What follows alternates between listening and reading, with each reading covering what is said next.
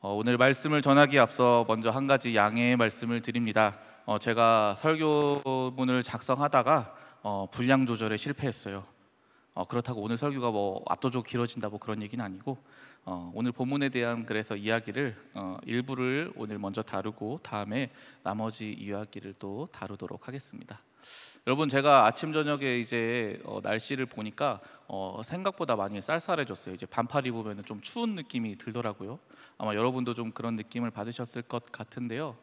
이렇게 날씨가 좀 이렇게 변화되는 시점에 있다 보니까 새삼 지난 여름 기간 동안 우리 청년들도 다 휴가 잘 다녀오셨는지, 재밌는 시간들 보내셨는지 궁금해졌습니다. 저랑 저희 가족들도 같이 휴가를 좀 다녀왔었어요. 휴가라는 게 사실 그렇잖아요. 직장일 그만두고 잠깐 쉬어서 가는 거면 어디든 그 어디나 하늘나라 그런 느낌일 텐데, 특별히 그 중에서도 저한테도 되게 좋았던 하나의 기억이 있어요. 그게 뭐냐면 저희 가족끼리 같이 방탈출 카페를 갔던 일이었어요. 사실 저랑 아내랑 그리고 제 아들인 시우 이렇게 셋은 한 번도 이 방탈출 카페를 가본 일이 없어요. 그러다 보니까 시우가 이제 그 방탈출 카페에 대한 그 열정이 엄청나요.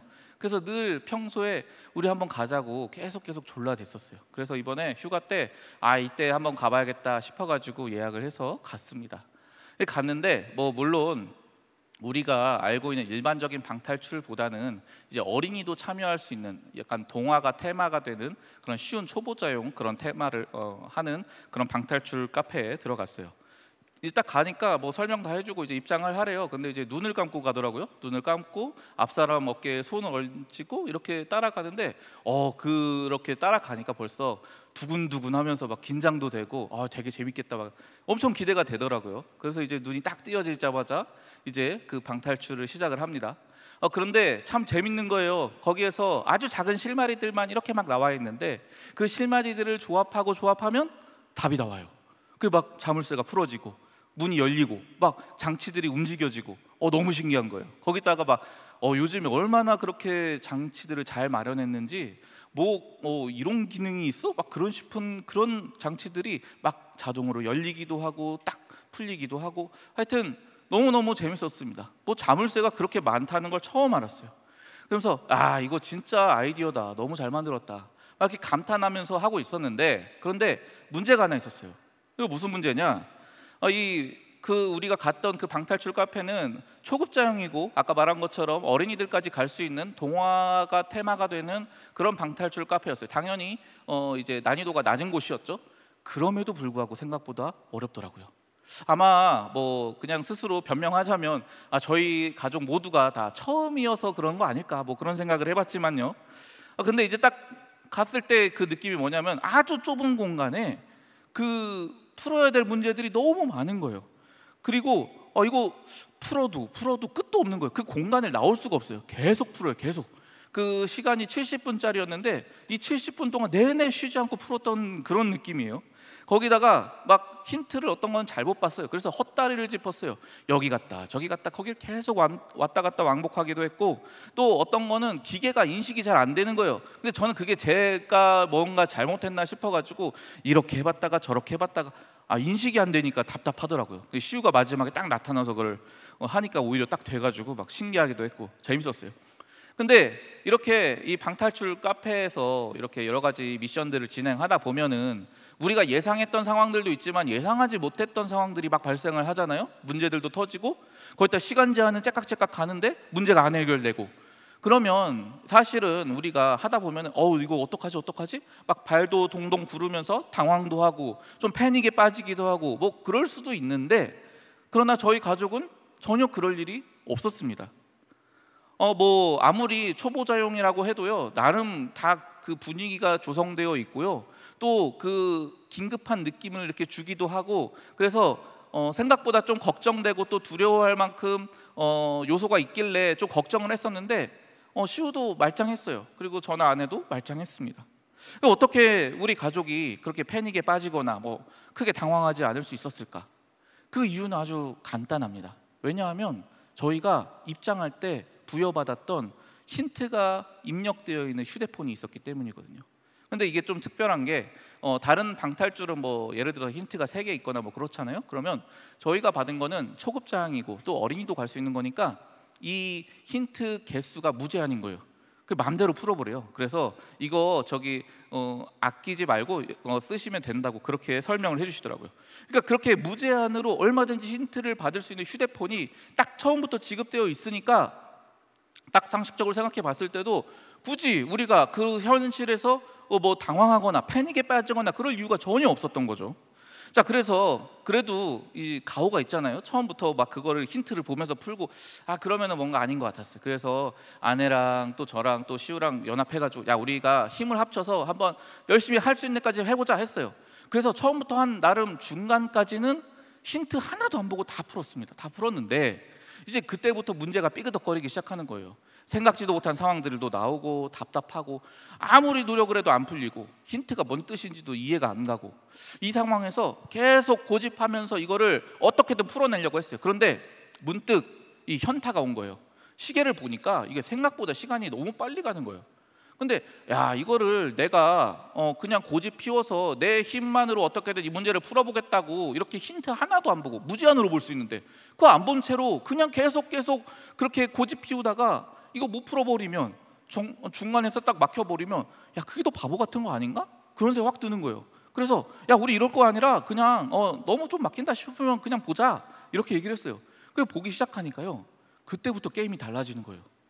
뭐 물론 어지간한 것들은 그냥 저희 힘으로 풀려고 했습니다만 좀 막히고 잘 안 된다 그럼 그냥 보는 거예요. 입력하는 거예요. 그러면 이 힌트가 아주 적절하게 잘 나와요. 근데 그 힌트를 봐도 모르겠다? 그럼 그 답을 또 누르는 게 있어요. 그럼 답을 딱 보면은 아주 속 후련하게 그냥 그 모든 문제들이 쫙쫙쫙 해결이 되더라고요. 그래서 좀 어렵기도 하고 답답하기도 했고 아슬아슬하기도 했지만 결과적으로 그 시간에 딱 맞춰가지고 저희가 잘 무사히 탈출을 할 수 있었어요. 근데 제가 오늘 이 설교 말씀을 준비하면서 그런 생각이 드는 거예요. 마치 우리가 살아가는 이 인생길이 꼭 이 방탈출 게임과 같다라는 생각이요. 이 방탈출 게임과 우리 인생은 참 비슷한 게 너무 많은 것 같은 거예요. 당장 이 결말이 어떻게 끝날지 전혀 짐작이 안 돼요. 그저 눈앞에 보여지는 몇 가지 실마리를 가지고 최선을 다해서 노력을 해야 돼요. 조합을 해야 돼요. 그래서 간신히 최선을 다해야만 조금이나마 전진이 되는 거예요. 그렇게 조금 전진을 하다 보면 잘 풀다가도 갑자기 내가 예상하지 못한 엉뚱한 곳에 가기도 하고 또 내가 생각했던 것보다 훨씬 더 어려운 문제들이 나를 막아서기도 하고 또 똑같은 것을 계속 반복하기도 하고 하는 그런 모습들이 마치 저희가 인생을 살면서 겪는 그 여러 가지 문제들을 겪을 때 그 상황과 너무나 비슷한 느낌이었어요. 거기다 그 좁은 공간에 아까 말한 것처럼 문제가 왜 그렇게 많은지. 근데 우리 인생 같잖아요. 우리가 뭐 인생 살다가 어려운 문제 생기잖아요. 그거 해결되면 그걸로 문제가 완전히 면제됩니까? 아니죠. 그 다음 문제가 또 언제 그랬냐는 듯이 대기 타고 있어요. 그래서 이거 해결되면 바로 저 문제, 저 문제 또 해결되면 또 저 문제. 아니요, 해결되기까지 기다리지도 않아요. 중첩돼서 막 문제가 쌓이기도 합니다. 그러다 보니까 또 뭐가 문제냐? 저는 그래도 가족들이랑 같이 갔잖아요.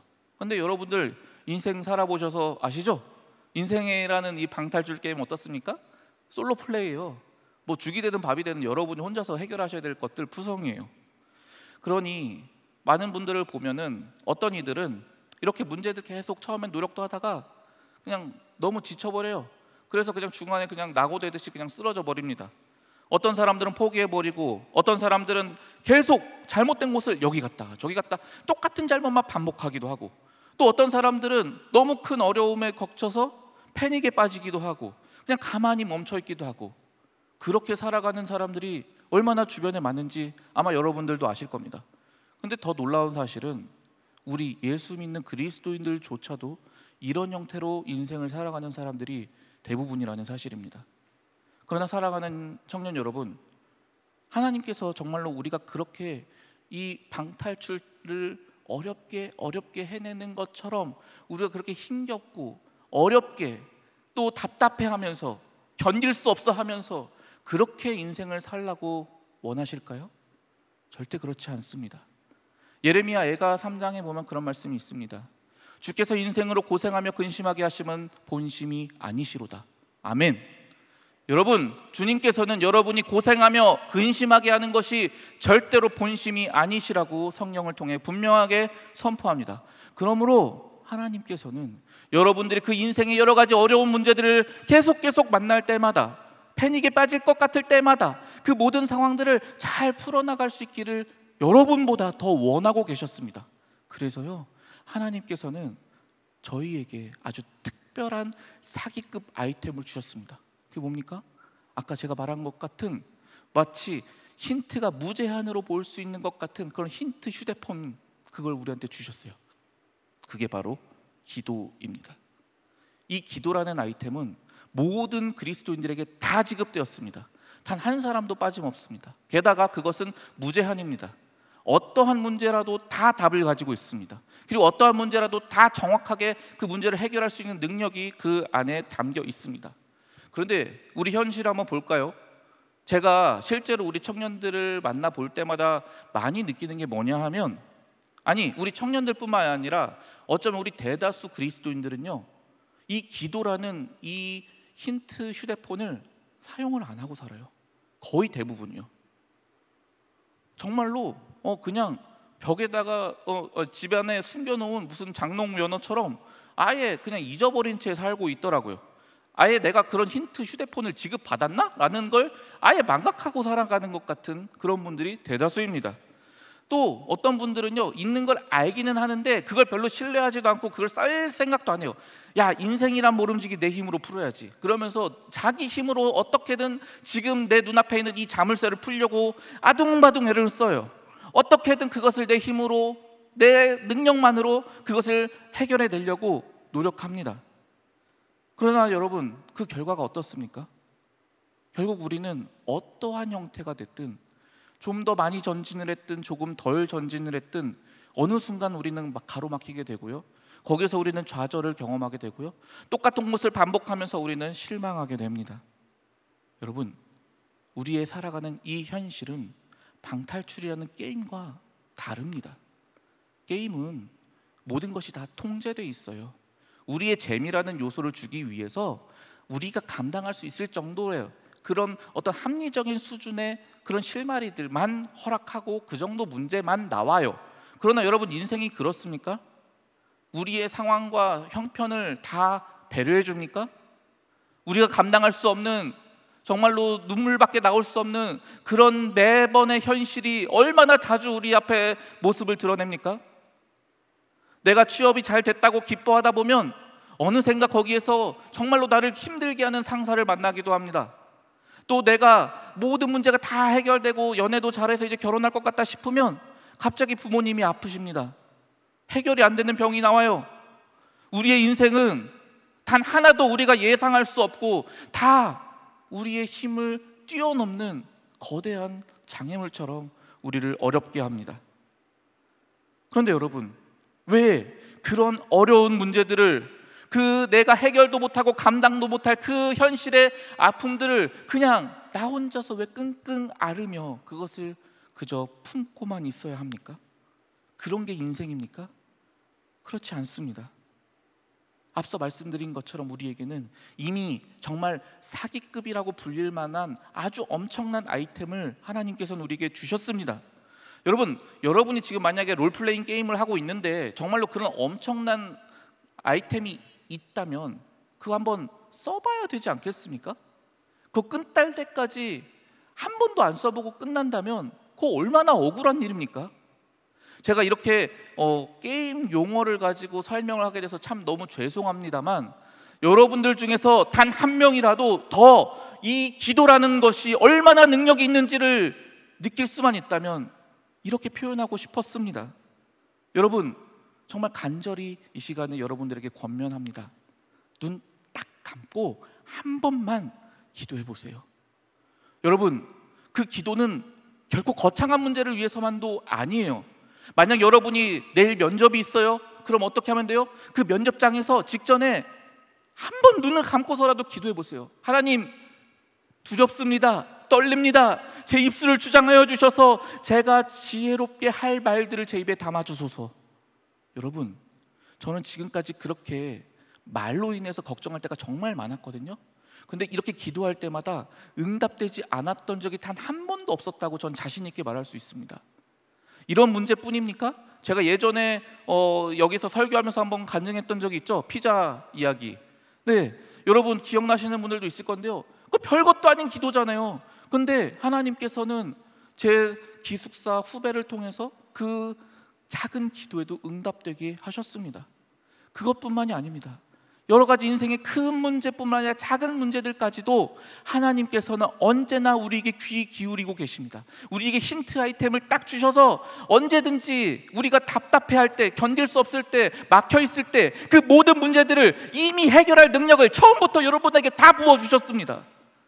제가 제 아들 시우를 이제 초등학교 2학년생인데 얘 혼자 집을 봐야 돼요. 얘가 혼자서 편의점은 갈 수 있어요. 그러면 얘 혼자 하루 종일 있어야 되는데 제가 그냥 아무것도 먹을 거 없이 그냥 냅두겠습니까? 아니요. 제 신용카드라도 줄 거예요. 아니면 먹을 거라도 잔뜩 해놓을 거예요. 그래서 이 아이가 엄마 아빠가 잠깐 자리를 비운 사이에 거기에서 어려움이나 부족함이 전혀 없게끔 미리 대비하고 나갈 겁니다. 그게 부모 마음 아니겠습니까?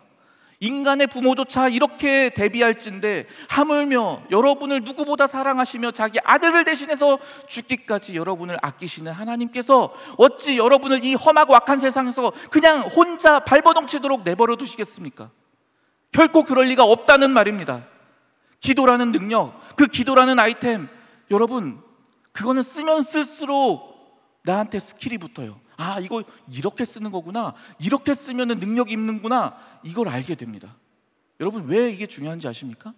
이 현실의 문제들은요 다 인간의 힘으로 감당하기 어려운 것들이에요. 그런데 우리가 우리 현실의 힘을 내 힘으로만 해결하려면 안 되거든요. 그런데 이 기도는 내 힘을 쓰는 게 아닙니다. 하늘의 능력을 끌어다 쓰는 겁니다. 그러니까 강력한 거예요.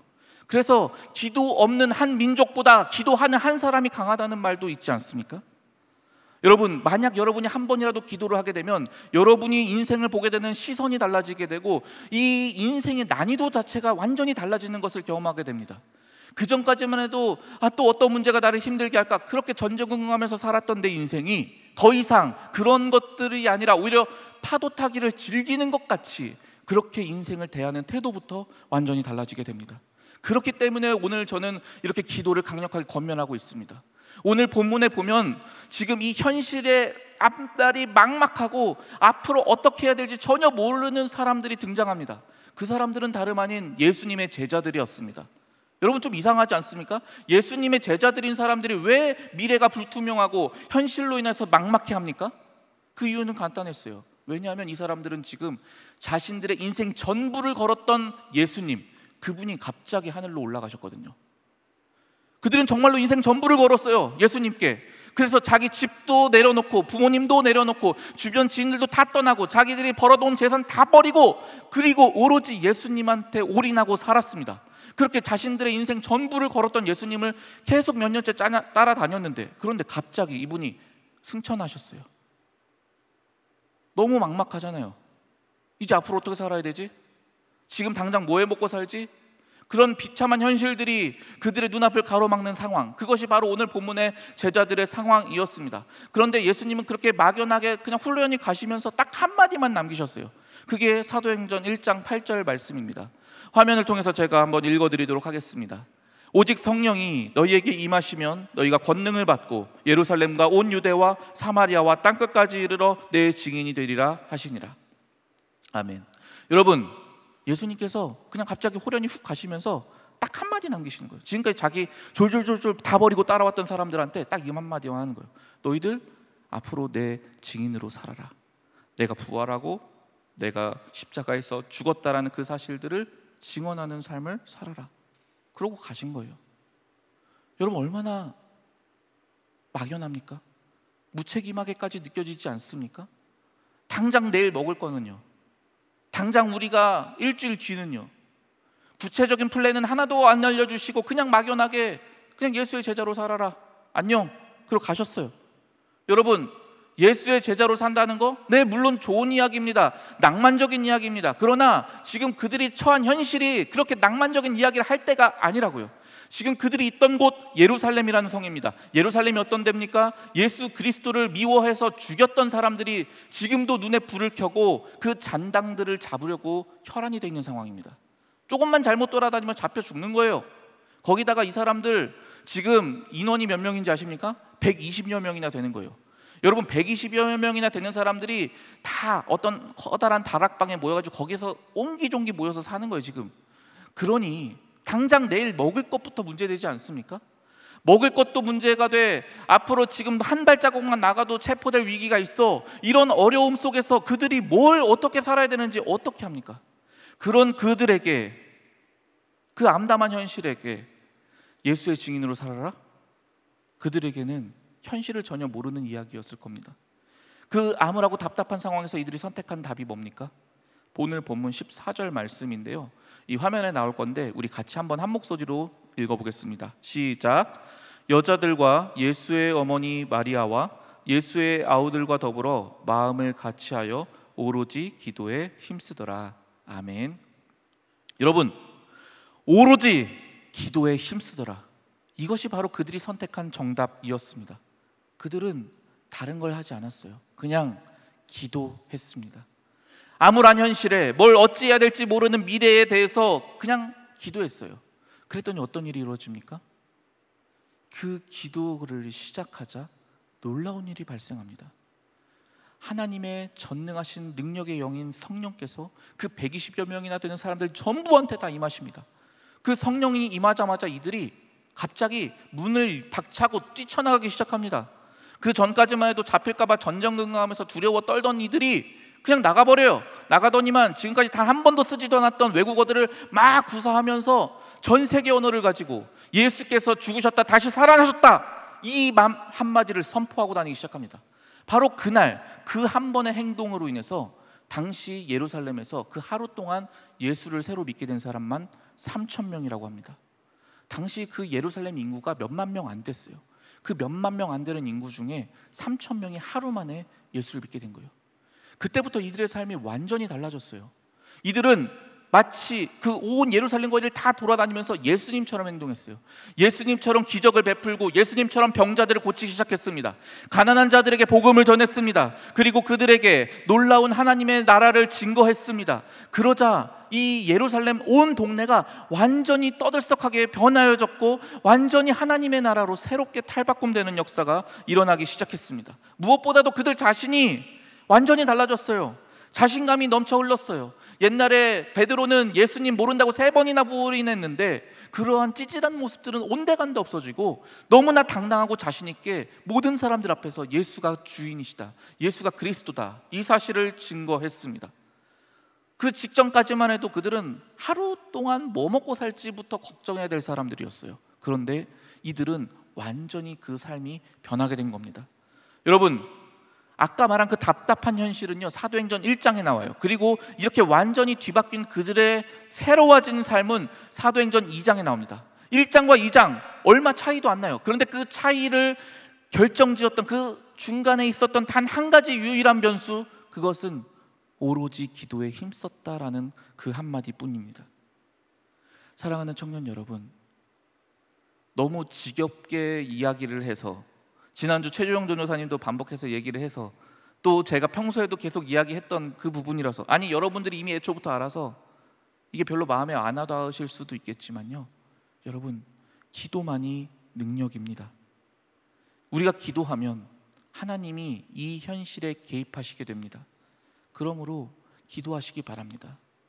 여러분이 기도하지 않으면요, 그건 여러분 책임이에요. 여러분 몫이라고요. 그러나 내가 기도하게 되면 어떻게 되는지 아십니까? 그 책임이 하나님께로 가는 거예요. 더 이상 내 책임이 아니게 되는 거예요. 직장 생활 해보시는 분들 잘 아시죠? 보고하는 거 되게 중요하잖아요. 왜 그렇습니까? 책임 문제 때문에 그래요. 여러분, 직장 생활할 때 어떤 문제가 발생했어요. 근데 그거를 보고로 안 하고 내가 그냥 가지고만 있잖아요. 그러면 그 누구 책임이에요? 그 사람 책임이에요. 그러나 내가 어쨌든 보고하잖아요. 그러면 그 보고를 받은 그 상관의 책임이에요. 지지고 볶든 어떻게 됐든 그건 상관이 감당할 일이 되는 거예요.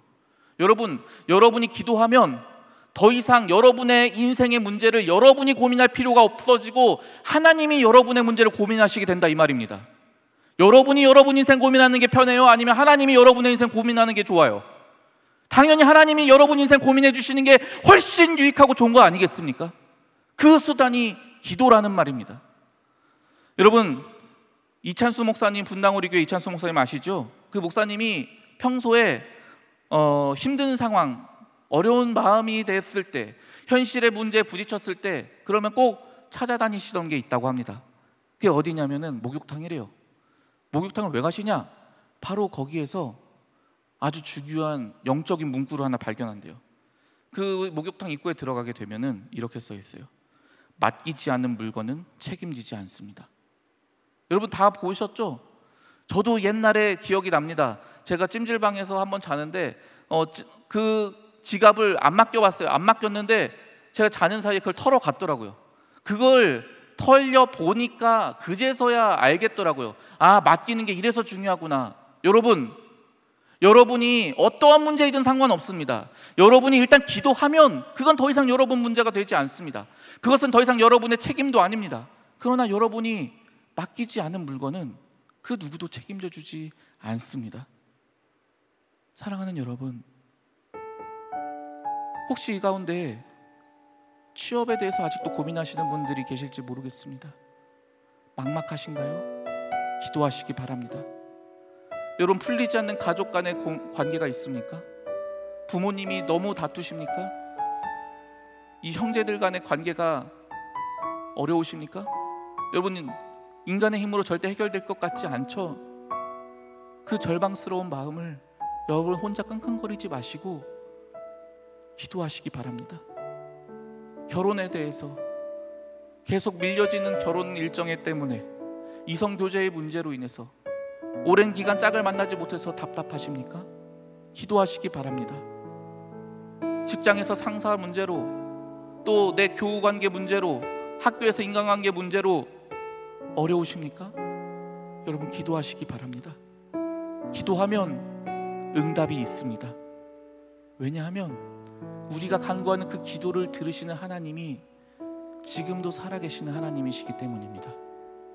그래서 그 살아계신 하나님은 여러분이 어떠한 형태로 기도를 하든 그 여러분의 모든 기도를 반드시 들으시고 하나님의 때에 하나님의 방법으로 여러분들에게 선하게 갚아주실 것입니다. 여러분, 기도한다는 것은 결국 하나님만을 의지한다는 우리의 믿음의 표현입니다. 여러분이 아주 작은 일부터 오늘 여러분들이 집에 돌아갈 때 운전하는 길 또는 집안에 가는 길 안전하게 지켜달라고 그 작은 거 기도하시기 바랍니다. 감기에 걸리셨나요? 그냥 무작정 처음부터 병원 찾아가는 게 아니라 하나님께 기도하시기 바랍니다. 여러분, 하나님이 낫게 해주셔야 그제서야 낫게 되는 겁니다. 그 감기 약이 낫게 하는 게 아니라 하나님께서 낫게 해주시는 작용이 그 약을 통해서도 드러나는 것입니다. 그것을 믿고 고백하는 이들이 바로 저와 여러분 아니겠습니까? 이 세상의 그 어떤 문제도 다 하나님의 능력이 아니고서는 단 하나도 이루어질 수 없다는 것을 믿고 고백하는 것이 우리 아니겠습니까? 여러분, 이 시간 우리 같이 찬양하길 원합니다. 이 시간 우리 함께 찬양하며 또 기도하며 나아갈 건데요, 여러분 이 시간에 마음속에 있는 그 어떠한 문제가 있습니까? 여러분의 마음을 답답하게 하는 그 문제가 있습니까? 그 모든 문제들을 하나님께 올려드리는 기도를 이 가사에 내 마음을 담아서 이 시간 우리 같이 찬양하며 나아가길 원합니다. 이 시간 우리의 마음을 담아서 같이 찬양하며 나아가겠습니다.